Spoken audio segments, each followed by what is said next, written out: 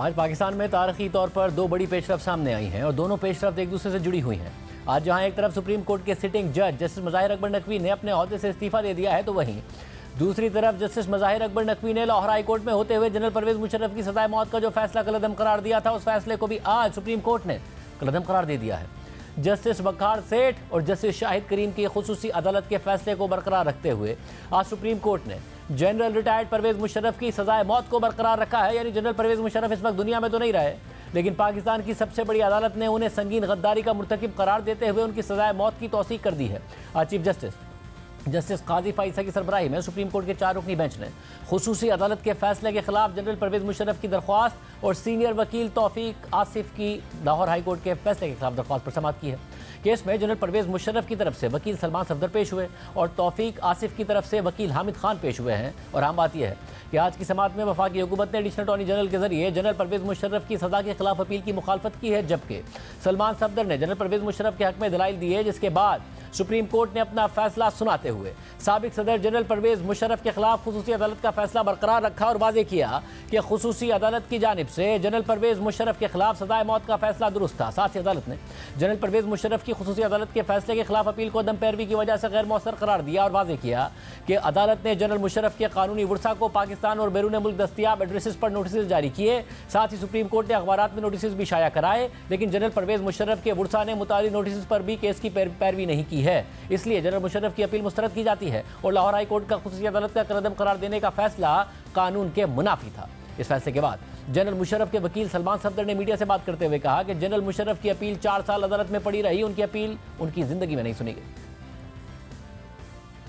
लोगों को इंसाफ अगर उनकी ज़िंदगी में मिल जाए तो ये बहुत ही बेहतर होगा। सुप्रीम कोर्ट में एक मैकेनिज्म डेवलप होना चाहिए कि टाइमली जस्टिस जो है वो लोगों को दिया जाए। जनरल परवेज़ मुशर्रफ साहब की अपील पूरे 4 साल सुप्रीम कोर्ट पड़ी रही, मगर अनफॉर्चुनेटली इस साल जब उनका इंतकाल फरवरी में हो जाता है, 5 फरवरी, उसके भी 8 महीने के बाद कुल अपील फाइल करने के 4 साल के बाद आज समाअत के लिए उनकी अपील जो है वो लगती है।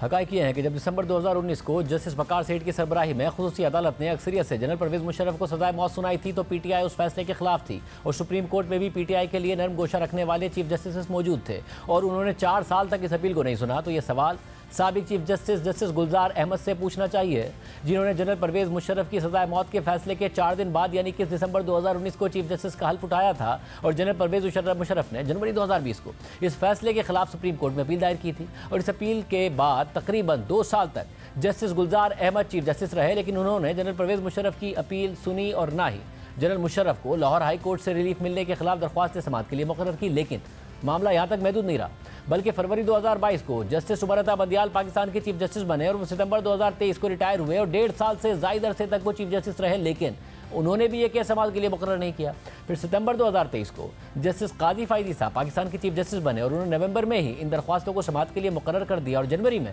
इन दरख्वास्तों का फैसला भी कर दिया और जनरल परवेज़ मुशर्रफ की सजाए मौत बरकरार रखी। अब आम बात यह है कि 17 दिसंबर 2019 को खुसूसी अदालत के अक्सरियती जजेस यानी जस्टिस वकार अहमद सेठ और जस्टिस शाहिद करीम ने जनरल परवेज़ मुशर्रफ को आइन तोड़ने का मुजरिम करार दिया था, गद्दारी का मुर्तकिब करार दिया था और इस जुर्म में उन्हें सजाए मौत की सजा सुनाई थी। लेकिन जिस वक्त ये फैसला हुआ था उस वक्त जनरल बाजवा पाकिस्तान के आर्मी चीफ थे और ये वो दौर था जब तहरीक इंसाफ और इस्टेब्लिशमेंट एक पेज पर थी। और इस फैसले के बाद GHQ में अस्करी क़यादत का इजलास हुआ और फिर ISPR ने प्रेस रिलीज जारी करते हुए दावा किया था कि खुसूसी अदालत के फैसले पर अफवाज पाकिस्तान को इंतहाई दर्द और तकलीफ है। जनरल परवेज़ मुशर्रफ किसी सूरत गद्दार नहीं हो सकते। अफवाज पाकिस्तान तवक्को करती है कि जनरल परवेज़ मुशर्रफ को आईन पाकिस्तान के तहत इंसाफ दिया जाएगा, मगर सिर्फ फौज ही खुसूसी अदालत के फैसले से नाराज नहीं थी, बल्कि तहरीक इंसाफ की वफाकी हुकूमत की अदालत में तर्जुमान अटॉर्नी जनरल अनवर मंसूर खान ने यह बयान जारी किया था कि मैं वाज़ेह तौर पर कहता हूं कि इससे ज़्यादा जुल्म किसी के ऊपर नहीं हो सकता। फैसला जो गलत है उसको गलत कहेंगे और कहना चाहिए। यानी तहरीक इंसाफ की हुकूमत उस वक्त जनरल परवेज़ मुशर्रफ के दिफा में आ गई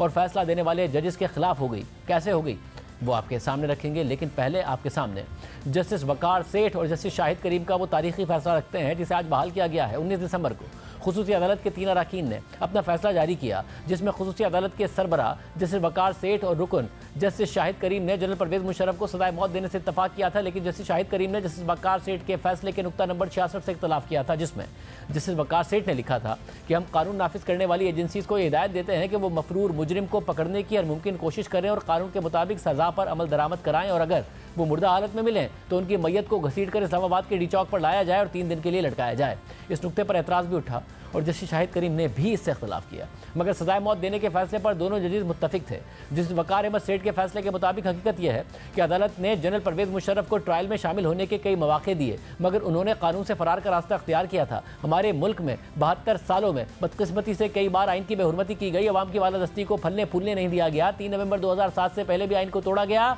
और जमहूरी अमल को ख़त्म किया गया। अगर सुप्रीम कोर्ट की तरफ से नजरिया ज़रूरत दरियाफ्त नहीं किया गया होता तो कौम को कम अज़ कम ये दिन ना देखना पड़ता कि जहां वर्दी में अफसर अपने जुर्म को दोहराता है। जस्टिस वकार अहमद सेठ के फैसले के मुताबिक 12 अक्टूबर 1999 को जनरल परवेज़ मुशर्रफ ने आइन को मुअत्तिल किया और पाकिस्तान को मुसल्लह अफवाज के कंट्रोल में ले आए। जनरल मुशर्रफ खुद ही चीफ एग्जीक्यूटिव बनकर मुल्क पर हुक्मरानी करने लगे। संगीन गद्दारी नाकाबिल मुआफ़ी जुर्म है और आला अदालतें भी इसकी तौसीक नहीं कर सकती। और आइन का आर्टिकल 6 वो वाहिद शिक है जो हमला आवर से आइन को बचाता है। संगीन गद्दारी का ट्रायल उन लोगों के खिलाफ आइन की ज़रूरत है जो किसी भी वजह से आइन को कमज़ोर करें या इसे कमज़ोर करने की कोशिश करें। जिस वकार अहमद सेठ ने मज़ीद लिखा था कि मुल्ज़िम जनरल परवेज़ मुशर्रफ की तरफ से अपील की गई कि इमरजेंसी का निफाज उनका अपना फैसला नहीं था बल्कि वज़ीर आज़म, काबीना और दीगर हुक्काम भी इस फैसले में शामिल थे। तो इस हवाले से हम पूरे एतमाद हैं कि ये तमाम मामला सुप्रीम कोर्ट पहले ही तय कर चुकी है और सुप्रीम कोर्ट के फैसले के खिलाफ मुल्ज़िम जनरल मुशर्रफ की नज़रसानी की दरख्वास्त मुस्तरद हो चुकी है। इसलिए हम ये समझते हैं कि इस जुर्म के लिए जनरल मुशर्रफ तनहा ही जिम्मेदार है। संगीन गद्दारी के जुर्म की सज़ा की नौयत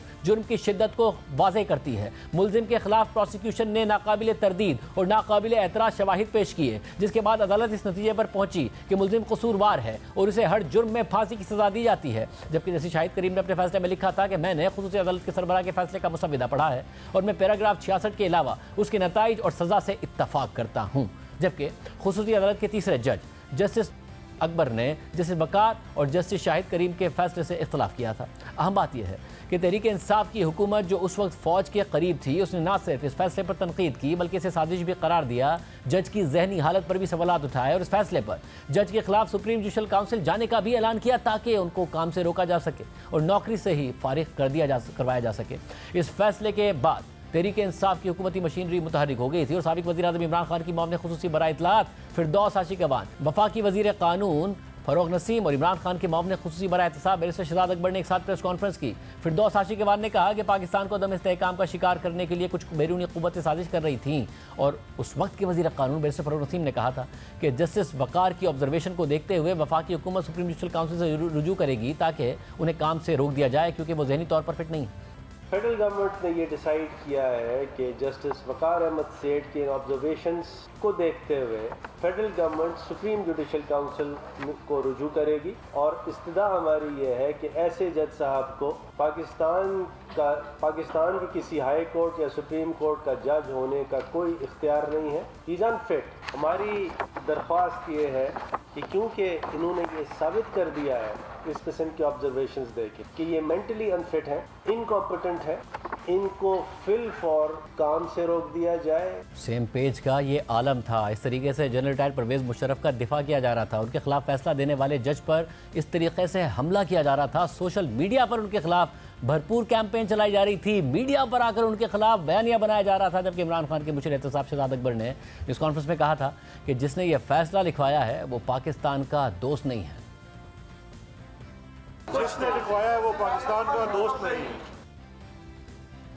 बहरहाल इस फैसले के बाद जनरल परवेज़ मुशर्रफ ने लाहौर हाई कोर्ट से रुजू किया और यहाँ से कुछ ऐसे तनाज़ात ने जन्म लिया जिनका खात्मा आज जाकर हुआ है। लाहौर हाई कोर्ट में जनरल परवेज़ मुशर्रफ के वकील अज़हर सिद्दीक एडवोकेट थे जो आज तहरीक इंसाफ के टिकट होल्डर हैं और लाहौर हाई कोर्ट के जिस 3 रुकनी बेंच ने इस केस की समाअत की थी उसके सरबराह आज सुप्रीम कोर्ट से मुस्ताफ़ी होने वाले जज जस्टिस मज़ाहिर अकबर नकवी थे। जैसे मज़ाहिर अकबर नकवी की सरबराही में 3 रुकनी बेंच ने 13 जनवरी 2020 को जनरल परवेज़ मुशर्रफ के खिलाफ खुसूसी अदालत का सजाए मौत का फैसला कलअदम करार दे दिया। ना सिर्फ फैसला बल्कि खुसूसी अदालत की तश्कील को ही गलत करार दे दिया। और सबसे अहम बात यह थी कि इस केस में प्रोसिक्यूशन, दिफा और अदालती मावन सभी एक पेज पर थे, सभी का एक मौक़िफ़ था, यानी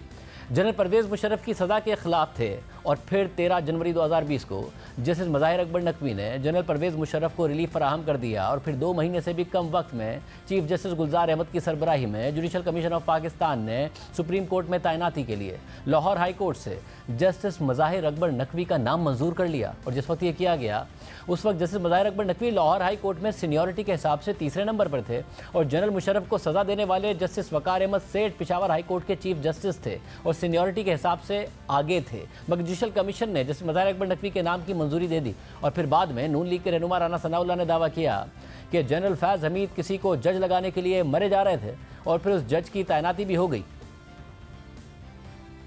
मेरे साथ तो उनको बात या मैसेज करना नहीं ना चाहिए था जो उन्होंने मेरे साथ सलूक किया था, लेकिन वो मरे जा रहे थे उनके लिए। जनरल फैज किसी को जज लगवाने के लिए मरे जा रहे थे और आपसे भी बात की, हमारे साथ भी रब्ता किया। लेकिन उन्होंने जिन साहब की आपको सिफारिश की थी वो जज तो बन गए। ये जी बिल्कुल बन गए। यानी ये फैक्ट जो है ये मेरे इल्म में है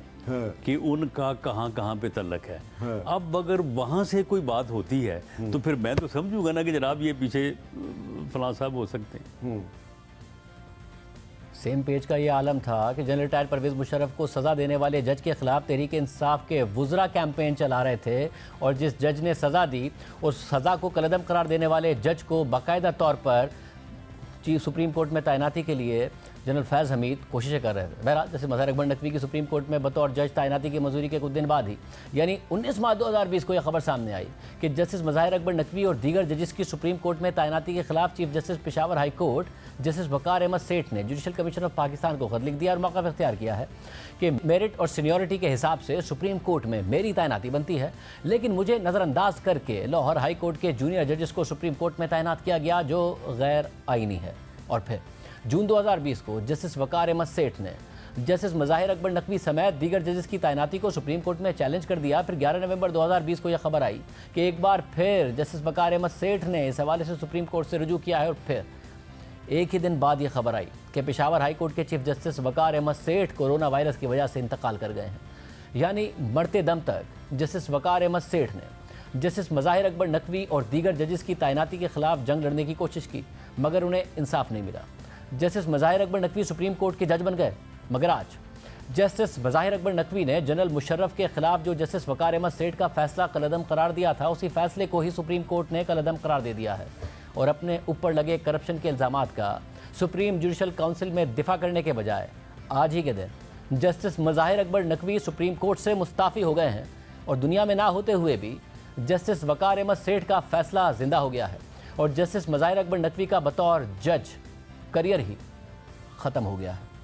आज के प्रोग्राम में इतना, इजाज़त दीजिए। अल्लाह हाफ़िज़।